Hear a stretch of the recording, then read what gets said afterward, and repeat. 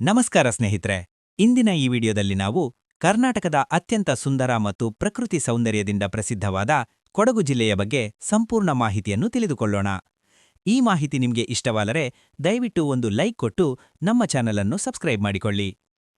ಕೊಡಗು ಜಿಲ್ಲೆ ಸಾಮಾನ್ಯವಾಗಿ ಕೂರ್ಗ್ ಎಂಬ ಹೆಸರಿನಿಂದಲೂ ಪರಿಚಿತವಾಗಿದೆ.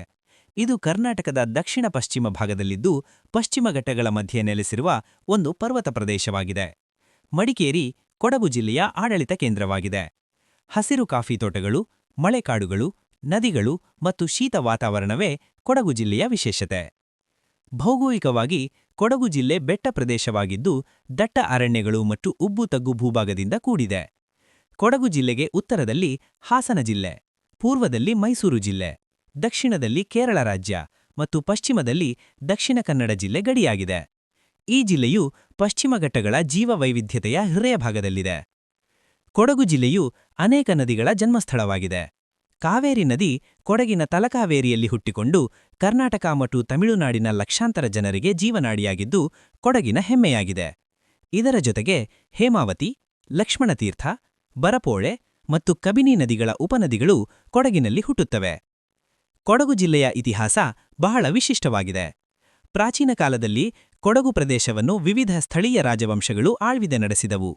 ನಂತರ ಇದು ಹೊಯ್ಸಳರ ಆಡಳಿತಕ್ಕೆ ಒಳಪಟ್ಟಿತು. ನಂತರ ವಿಜಯನಗರ ಸಾಮ್ರಾಜ್ಯದ ಅಧೀನದಲ್ಲಿತ್ತು. ವಿಜಯನಗರ ಪತನದ ನಂತರ ಕೊಡಗು ಸ್ವತಂತ್ರ ರಾಜ್ಯವಾಗಿ ರೂಪುಗೊಂಡಿತು. ನಂತರ ಹೈದರಾಲಿ ಮತ್ತು ಟಿಪ್ಪು ಸುಲ್ತಾನ್ ಕೊಡಗನ್ನು ತಮ್ಮ ಆಳ್ವಿಕೆಗೆ ಒಳಪಡಿಸಲು ಪ್ರಯತ್ನಿಸಿದರು. ಕೊನೆಗೆ ಬ್ರಿಟಿಷರು ಕೊಡಗು ರಾಜ್ಯವನ್ನು ವಶಪಡಿಸಿಕೊಂಡರು. ಬ್ರಿಟಿಷರ ಕಾಲದಲ್ಲಿ ಕೊಡಗು ಪ್ರತ್ಯೇಕ ಪ್ರಾಂತ್ಯವಾಗಿದ್ದು 1956ರಲ್ಲಿ ಕರ್ನಾಟಕ ರಾಜ್ಯಕ್ಕೆ ಸೇರಿತು. ಈ ಇತಿಹಾಸವು ಕೊಡಗಿನ ಸಂಸ್ಕೃತಿ ಮತ್ತು ಜನರ ಧೈರ್ಯವನ್ನು ತೋರಿಸುತ್ತದೆ. ಕೊಡಗು ಜಿಲ್ಲೆ ಕೃಷಿ ಪ್ರಧಾನ ಜಿಲ್ಲೆಯಾಗಿದ್ದು ತೋಟಗಾರಿಕೆ ಇಲ್ಲಿನ ಪ್ರಮುಖ ಆಧಾರವಾಗಿದೆ.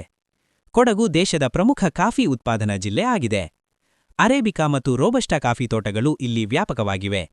ಇದರ ಜೊತೆಗೆ ಕರಿಮೆಣಸು, ಏಲಕ್ಕಿ, ವನಿಲ್ಲಾ, ಅಡಿಕೆ, ತೆಂಗು ಮತ್ತು ಬಾಳೆಹಣ್ಣು ಕೂಡ ಬೆಳೆಯಲಾಗುತ್ತದೆ. ಕೃಷಿಯ ಜೊತೆಗೆ ಅರಣ್ಯ ಸಂಪತ್ತು ಕೂಡ ಕೊಡಗಿನ ಆರ್ಥಿಕತೆಯಲ್ಲಿ ಪ್ರಮುಖ ಪಾತ್ರ ವಹಿಸುತ್ತದೆ. ಮಳೆಕಾಡುಗಳು, ಔಷಧೀಯ ಸಸ್ಯಗಳು ಮತ್ತು ವನ್ಯಜೀವಿ ಸಂಪತ್ತು ಇಲ್ಲಿನ ಪರಿಸರ ಸಮತೋಲನಕ್ಕೆ ಸಹಾಯ ಮಾಡುತ್ತವೆ. ಜೇನು ಕೃಷಿ ಮತ್ತು ಮಸಾಲೆ ಬೆಳೆಗಳಿಗೂ ಕೊಡಗು ಪ್ರಸಿದ್ಧವಾಗಿದೆ. ಕೈಗಾರಿಕೆಗಳ ದೃಷ್ಟಿಯಿಂದ ಕೊಡಗು ಜಿಲ್ಲೆ ದೊಡ್ಡ ಕೈಗಾರಿಕೆಗಳಿಗೆ ಪ್ರಸಿದ್ಧವಾಗಿಲ್ಲದಿದ್ದರೂ ಸಣ್ಣ ಮತ್ತು ಗೃಹ ಕೈಗಾರಿಕೆಗಳು ಇಲ್ಲಿ ಅಭಿವೃದ್ಧಿಯಾಗಿವೆ. ಕಾಫಿ ಸಂಸ್ಕರಣೆ, ಮಸಾಲೆ ಸಂಸ್ಕರಣೆ ಮತ್ತು ಆಹಾರ ಸಂಸ್ಕರಣೆ ಕೈಗಾರಿಕೆಗಳು ಇಲ್ಲಿವೆ. ಪ್ರವಾಸೋದ್ಯಮ ಕೊಡಗು ಜಿಲ್ಲೆಯ ಆರ್ಥಿಕತೆಯ ಪ್ರಮುಖ ಅಸ್ತಂಭವಾಗಿದೆ. ಶಿಕ್ಷಣ ಕ್ಷೇತ್ರದಲ್ಲಿ ಕೊಡಗು ಜಿಲ್ಲೆ ಸ್ಥಿರವಾಗಿ ಅಭಿವೃದ್ಧಿ ಹೊಂದಿದೆ.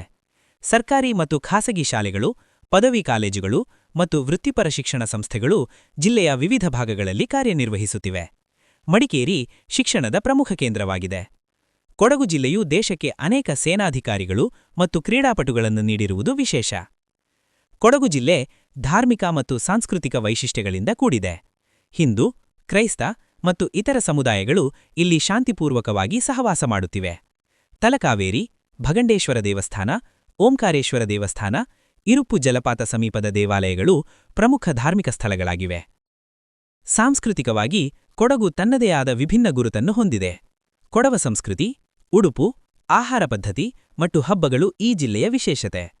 ಕೈಲ್ ಮುಹೂರ್ತ, ಪುತ್ತರಿ ಹಬ್ಬಗಳು ಕೊಡವ ಸಮುದಾಯದ ಪ್ರಮುಖ ಹಬ್ಬಗಳಾಗಿವೆ. ಕೊಡವ ಜನರ ಶೌರ್ಯ ಮತ್ತು ಆತಿಥ್ಯ ಬಹಳ ಪ್ರಸಿದ್ಧವಾಗಿದೆ. ಪ್ರವಾಸೋದ್ಯಮ ಕೊಡಗು ಜಿಲ್ಲೆಯ ಅತ್ಯಂತ ದೊಡ್ಡ ಆಕರ್ಷಣೆ. ಮಡಿಕೇರಿ, ಅಬ್ಬೆ ಜಲಪಾತ, ರಾಜಾಸೀಟ್, ತಲಕಾವೇರಿ, ಮಂಡಲ್ಪಟ್ಟಿ, ಇರುಪ್ಪು ಜಲಪಾತ, ನಾಗರಹೊಳೆ ಅರಣ್ಯ ಪ್ರದೇಶ ಮತ್ತು ದುಬಾರೆ ಆನೆ ಶಿಬಿರ ಪ್ರವಾಸಿಗರನ್ನು ಆಕರ್ಷಿಸುತ್ತವೆ. ಮಳೆಗಾಲದಲ್ಲಿ ಕೊಡಗು ಸ್ವರ್ಗದಂತೆ ಕಾಣಿಸುತ್ತದೆ.